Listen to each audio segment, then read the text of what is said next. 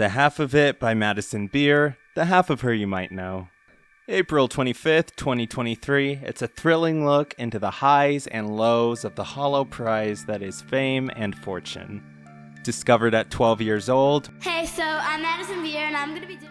Madison Beer was one of the first artists to have her entire life documented online. Over the past decade, she navigated the spotlight as a child, through her teenage years, and now as a young woman in her 20s. Okay, I'm done with it. They killed us. We're covering her opening prologue today, her dedication, her preface, as we plan to tackle this memoir one chapter at a time. And it's really interesting to think about the added hell a Madison Beer can go through because of the technological advancements of our day. The internet is an abyss that baffles the ordinary mind.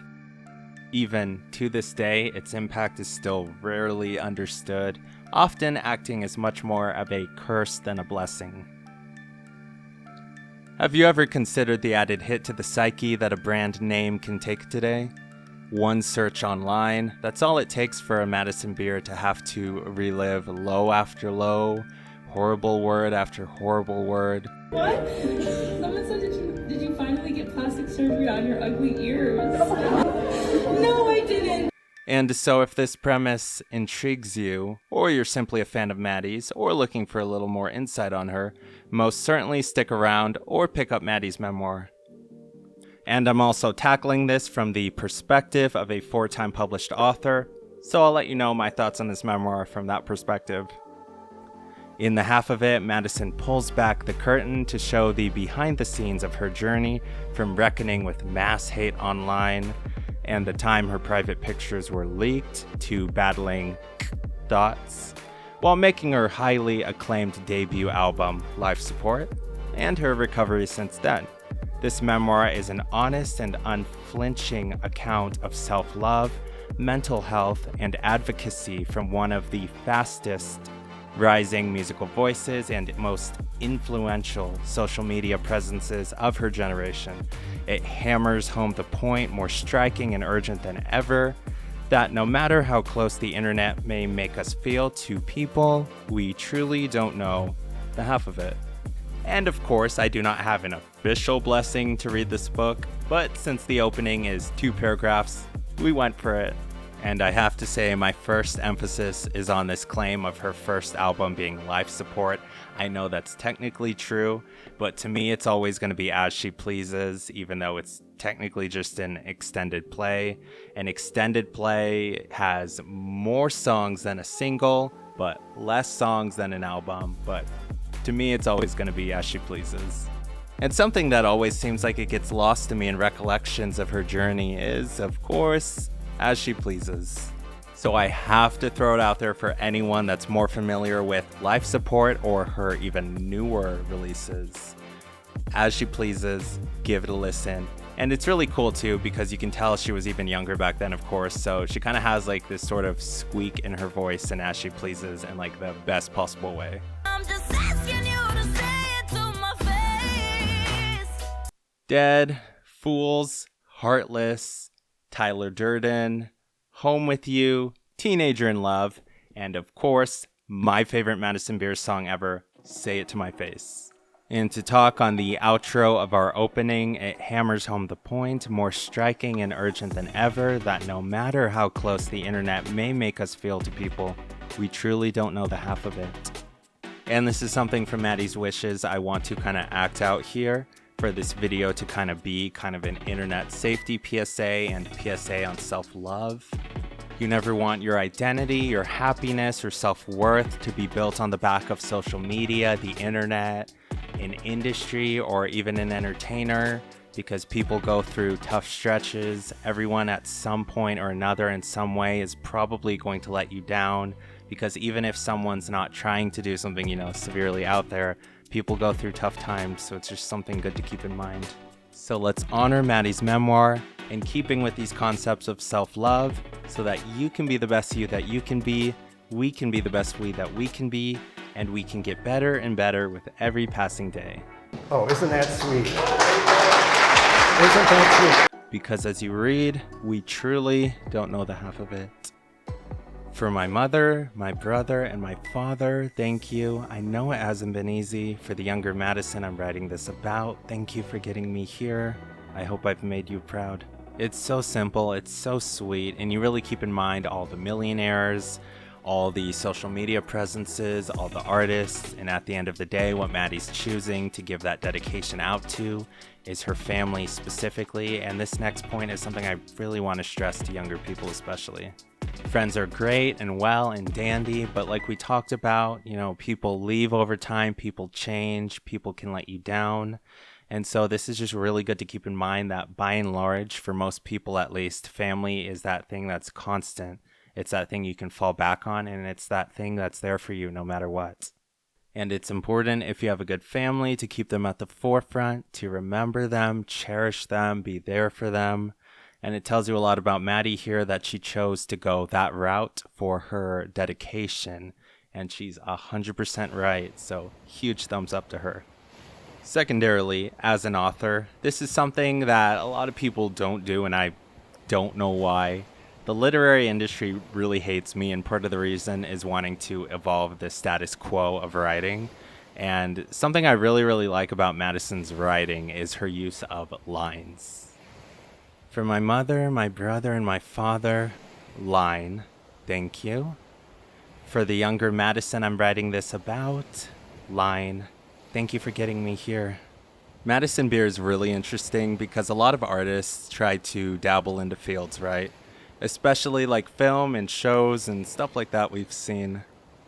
She had a huge part in, say, something recent like her 15 minutes music video, right? And Dear Society, Reckless, Make You Mine. She has a lot of really good, cool, ominous, or in Reckless's case, dreamy and euphoric sort of stuff she pops up. Good creative mind. I like that touch of the line usage she does to break up her writing style getting stale, even if it is just a few sentences that I've analyzed so far. But I'm going into this blind right now, so I'm going to comment as I run across things. But as a creative mind, she puts a lot of heart and meaning into her lyrics in a way that people never give her credit for, and it's really unfortunate. And that's something that really makes her work really interesting. And back to her debut album of Life Support. Life Support's usually the main thing people seem to think of when they think of Madison Beer channeling her experiences and heart into her music. And it's really interesting because, again, as a creative mind with her music videos, they always have very good visuals and flow. With her writing, they have good, deep, meaningful lyrics. With her writing style, I've really, really liked it so far. So it's just really interesting to think about if she would ever end up wanting to, say, jump into other fields.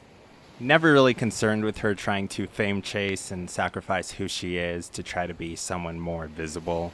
And that's something that makes her a really good role model in this aspect, in that if you follow her, you can really tell she's not overly concerned on trying to be someone she's not. So while other people try to branch into, say, more interesting, shall we say, more up-class fields like film or something along those lines, Madison decides, I love Fortnite, I'm going to jump into Fortnite. I love Dress to Impress, I'm going to jump into Dress to Impress. So, gaming. Just hold on, let me pause this, because I'm not going to be able to talk while I'm listening to music. I genuinely think that there's such like a, I don't know, there's something that I feel like people are implied to like follow, I guess, these certain rules and stuff. And, you know, like, I'm an artist and I'm a musician and I love to make music and that's my thing first and foremost. And there's just been this like, I guess this idea placed upon me when I was really young, started out super young. For anyone who doesn't know, I started to stream. Sorry if this is boring, give me like 2 minutes to rant and then I'll stop.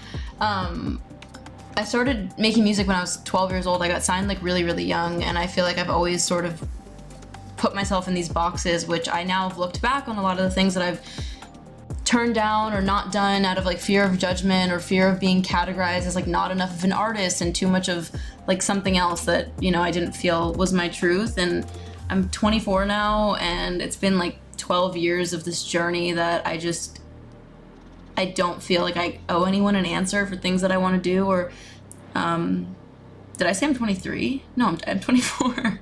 Did I say I'm 23? No, I said 24, right? Okay, I don't know what's wrong with me. I thought someone said you're not 23. I'm not 23, I'm 24. But yeah, anyway. Yeah, I just feel like I'm kind of over letting people tell me like, oh, well, you shouldn't stream, you're an artist, and that should be the only thing that you do. I've always been interested in streaming. It looks really fun. I love engaging with my community and my audience in any way that I can. I've loved doing live streams for my audience. Like, I don't know, I feel also like super close to my, I don't want to keep saying my audience. I don't like know what else to refer as. Like my, like, I don't know, my community. Like, I feel really close to a lot of you guys, and I just don't feel like I shouldn't stream solely because there's going to be like obviously judgment passed upon me, and people are going to be like, oh, she's not an artist, she's a streamer. And I don't know, I just don't think it matters. And I think that anyone watching this, you should do whatever is going to make you happy in life. And if you're happy doing something, who cares what other people think, as long as you're not hurting anybody. Like, do you. And yeah, I mean, like, there was some like discourse going on on like Twitter, where someone was just like saying how they were, I guess, they were just like, I can't believe she chose like streaming versus doing something more like classic and special and whatever. And I just am like, because my life doesn't need to be like an aesthetic. Like, I just want to do things that feel fun to me, and this is a hobby, and this is something that feels fun to me, and I enjoy doing it, and I love you guys, and I appreciate everyone who watches these. And yeah, just my advice to anyone watching this is do whatever you want, regardless of how people make you feel about it or what kind of judgment people pass. If you're happy and if you feel good doing something and it makes you happy, it does not matter. Life is too short to always care about what other people are going to say. Okay, that's all I want to say. And I like doing this, and I'm going to continue doing this for as long as it's making me happy. And I hope all of you watching do the same, quite literally. Anything that makes you happy, fucking do it. Because I wish I can go back in time and tell my younger self, like, do that. You want to do it. Why are you so scared of what people are going to say? But it's because obviously all of us just like want, okay, I'm going to stop ranting, or else I'm going to go on for 25 minutes. Okay, let's play this game. Love you. Thanks for listening. Sorry. But I genuinely think that if she did a movie for 15 minutes, Reckless, Dear Society, I think it would absolutely kill. I'd want to be on the writing team so badly. For sure, she could get the jump on the film industry if she really wanted to. And I'm confident in that, because when you only put your heart into things, you generate content that's so much more meaningful and beautiful than any of the typical cash grabs we see nowadays could ever hope to be. And back to things that kind of fly under the radar, kind of like As She Pleases, in regards to her past, is her wealth of unreleased songs. She has so many crazy good ones, and a lot of her unreleased songs are some of my favorites. And it's really interesting because officially she hasn't actually, if you really think about it, released a ton of songs. And so it's really interesting to think about, and we're going to get into this, the reality of the ratio of her unreleased songs to her actually released songs, as good as some of her unreleased songs are. Dramatic, What's a Girl to Do, In the Morning, Strawberry Sweet, and on and on and on. So again, she's not the sort to do a media project and just half-ass it for a cash grab. If she's not releasing those songs, some of my favorites of hers and favorite songs ever, then you know she's not going to do something outside her norm unless she's really passionate about it and comfortable, which is good, and a good lesson for all you out there. Be daring enough to do something you, but don't do something that's not you. Again, give some of those songs a listen, and not releasing them is actually kind of crazy, but if she's sure about it, I'll support it 100%. And on to the table of contents, and I said I'm going into this blind earlier, but technically I'm only going in 99% blind. I was at Barnes & Noble a few days ago. My younger brother brought this over once he saw it because he was looking at other music-related stuff. Because I've been traumatizing him and my younger sister with this certain someone for the past year and a half now, in the car, driving to school, driving back every single day. So he brought it over, and of course I did flip through it a little slightly, and something popped out immediately that's going to be really interesting and something that we can comment on because we're going to be going over the table of contents. So there's the preface. Chapter 1 is the half of it. Chapter 2 is Smoke and Mirrors. Chapter 3 is The Man Behind the Curtain. Chapter 4 is If the Shoe Fits. Chapter 5 is Mob Mentality. And Chapter 6... Wait, no. We're not going to Chapter 6 quite yet, because right before chapter 6, at the end of chapter 5, is an interesting little subcategory and something I love to death. It's the journal prompt number 1. There's 8 different journal prompts over the course of Madi's memoir. And I have to read chapter 5 now, the journal prompt on page 29, and this is a good example of why I always proudly call Madi my favorite artist ever. Easy. And so the journal prompt is pretty short and pretty sweet, and it says as follows. Tell me about a time that your anxiety was proven wrong. Hold on to it. Is there something you're anxious about now that you could try and combat in a manageable, healthy way? If so, then what?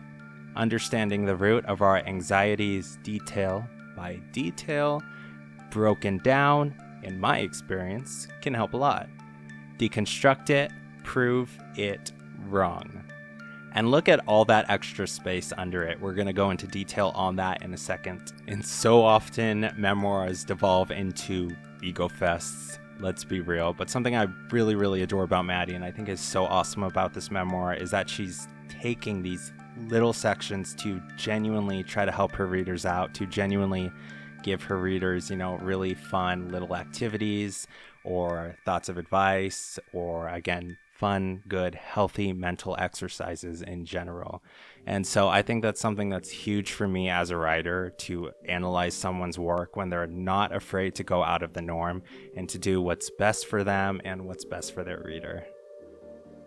And I've advocated so much for little chapters, little sections, just like Madi does in the literary industry, to be more prevalent, to make writings more fun and engaging, to break up the main bulk of everything. And unfortunately, it's something I always get told to F off on. And again, it's not just about what she wrote, it's about what she didn't write. If you look at the journal prompt section, again, she always leaves a ton of space so that you can add to her story, and so that her story can become yours, so that she can help you and encourage you and genuinely try to help her readers as much as she can in giving you these little activities, these little food for thoughts. And again, let's look at one more journal prompt entry, and this is going to be journal prompt entry number 2 on page 51. This one is called Playlist of My Life, and so it's the same sort of format. So first it says, a song I connected with my first listen, and then there's a blank space for you to write in your answer so that this can become about you as much as anything to do with her. After that, a song that reminds me of my childhood, blank space for you to fill in. After that, a song that calms me down, same thing, blank space for you to fill in. And again, back to just that, Madi genuinely really lacks an ego. Back to this playlist of life section, take the part where it says, a song that reminds me of my childhood. Well, as young and new as Madi still really is in the grand scheme of things and the grand scheme of the last 100 years of music, right? Very few people are going to be having her work as what they think of when they think of their childhood, right? So by and large, a lot of these, if not all of these, people are going to be putting stuff that she didn't write, she didn't sing. So not only is she taking emphasis off herself and putting it on you, but even in her own memoir, she's putting emphasis on other artists, on other bands, or any number of things you might like to listen to, right? So I just think that's really cool how she did this memoir. It's fresh, it's innovative, it's exciting, it's well-intentioned, and so I think we're gonna have a lot of fun as we continue to analyze this. Some things on the playlist of my life journal prompt section I do genuinely have to go with Madi on, though. A song I connected with on my first listen. That's easily Dear Society for me. Dear Society is kind of funny now that I think about it, because if you had to pick a song to be the poster child of this book, Dear Society might be a good one, because it's a song on the dangers of, again, internet culture, social media, yada yada yada. With my daily dose of internet and all the things that I should quit but can't. It's a very, very meaningful song, and I still remember what I was doing, where I was walking, the steps I was taking, the weather, what it was like. It's actually kind of weird how vividly I remember that, but no other song ever.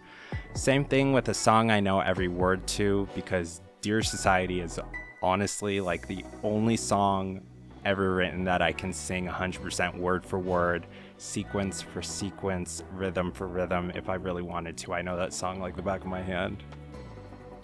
And a song that reminds me of my best friend.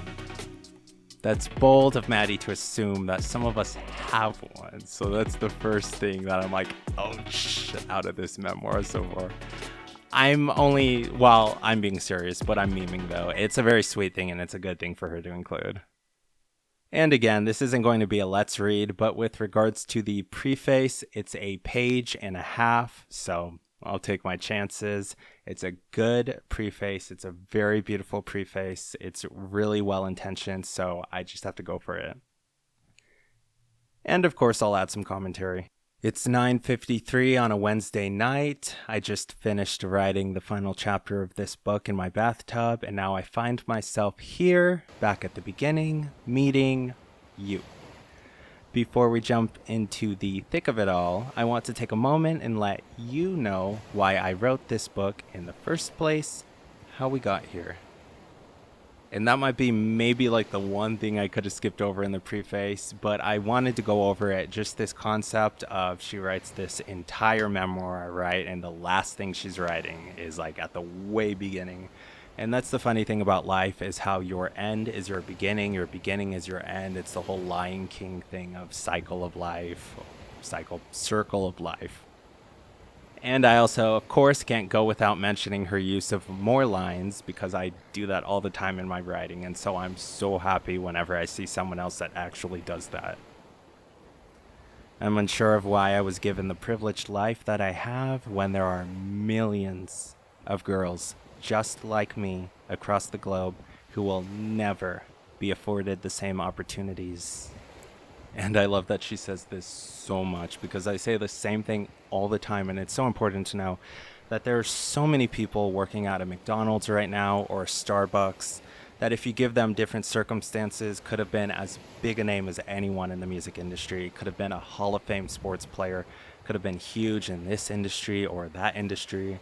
But in the end, divine intervention overrules everything. And so it's just important to remember with people that a person's value isn't in money, it's not in fame, it's not in anything like that. Like, for example, Madison has no more basis to sing or to love to sing than any other girl who might not have a big flashy career. It doesn't change anything, really.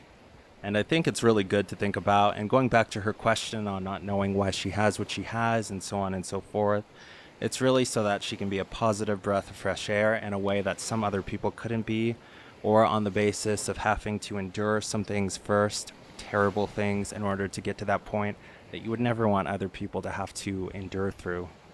I wanted to approach this book as carefully as possible, with the understanding of my inherently privileged position. My story is one in a sea of many more vibrant, important narratives, and my day-to-day worries are much different from most, but I only ever wanted to write a book to remind you that someone who might appear more than fine on the outside still has her own share of demons and battles she wasn't sure she would make it out alive from. Truthfully, writing this has opened up some unhealed wounds. I talk about a lot of things I hadn't planned on talking about. I realized I was sugarcoating a lot of things, not only to myself, but to the people who have been listening all this time. I made connections between events in my early years and emotional instability issues I struggle with to this day.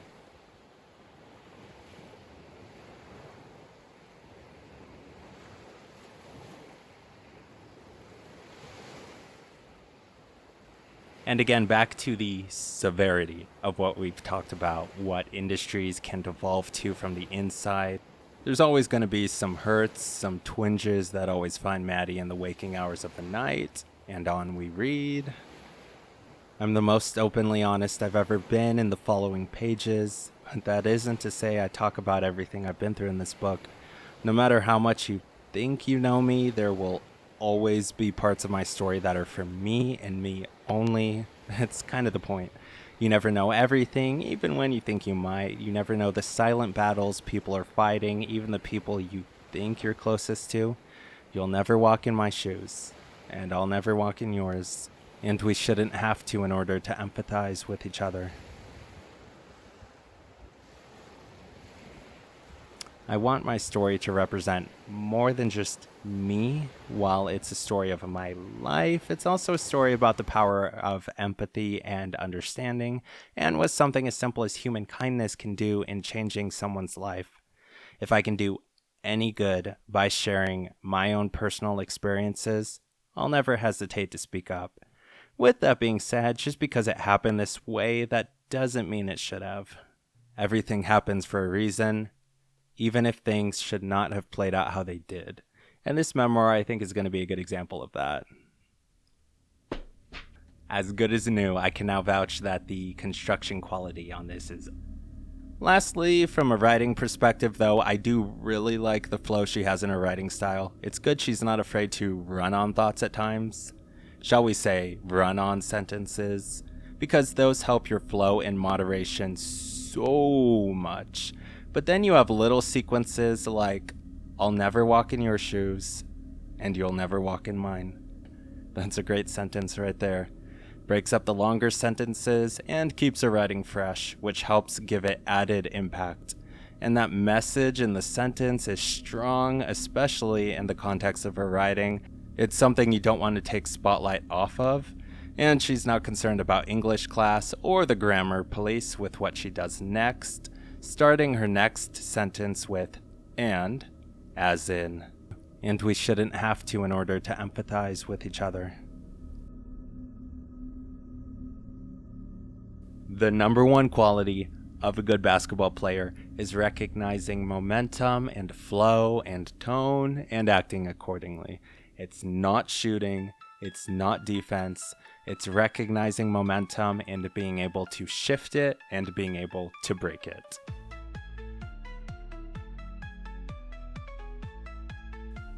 Likewise with writers, the same holds true. Madi breaks up some longer sentences and thoughts with a short one to keep you on your toes and engaged, but she does more than that, slowing you down, prepping you for the final paragraph of the preface in the form of two blunt, strong quotes to leave on your heart after tossing you a bunch of food for thought. And by expanding more on that thought, by adding more to that sentence, it would have taken away a lot of impact and meaning. Likewise, in the following sentence, and we shouldn't have to in order to empathize with each other. By starting with and, it continued like it's branching off the previous thought without robbing the previous sentence of its own thunder and merit, bridging together the one connected thought, but by also it not being part of the prior sentence formally, that means it can have its own impact. And we shouldn't have to in order to empathize with each other. We can't walk in each other's shoes. We shouldn't have to in order to empathize with each other. Two sentences instead of one. Two short sentences to break up a bunch of longer ones. Two halves to one whole. It's just good, engaging writing. It's like a paragraph within a paragraph. Writing is an art. There's no right answer. You always want to be engaging, and when the grammar police take tools and throw them out the window because their degrees tell them to, they lose out on the beauty and the art that is writing. Chapter 1 of the half of it is called The Half of It. So that's pretty cool. I'm excited to expand on life lessons more. I'm excited to see more of Madi's writing style because it's actually been really good so far. And without further ado, lights out.